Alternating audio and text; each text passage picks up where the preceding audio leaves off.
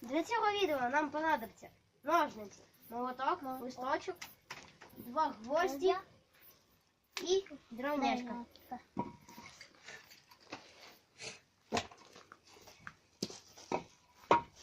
Дай, Марічка.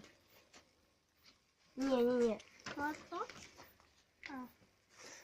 Тепер давай мені молоток. На. Листочок. Ножниці. Хорошо. Спершу ми одрізаємо тут, щоб зробити парус. Антошка, а коли вже і ще щось подавати? Не треба. Тільки ще не треба, так? Не треба. І це відео можна зробити або на дачі, або у бабусі.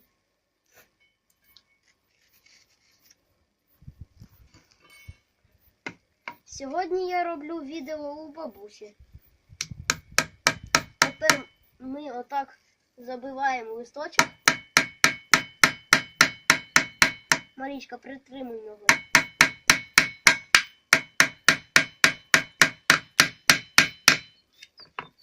Потім ми його крутимо. Угу. І виходить парус. Да. Потім ми ще раз відрізаємо.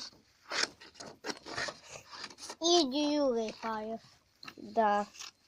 Убери ногу. Да, отак. Ви можете робити як захочете. Так чи отак складувати. Це ви як захочете. Так.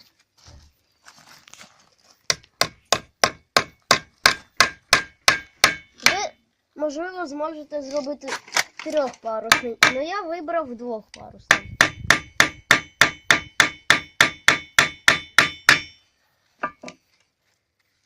Потім ми знову тут крутимо його І розкладаємо. і розкладаємо. Ну, от такий у нас парусник получився. Да. Підписуйтесь на мій канал.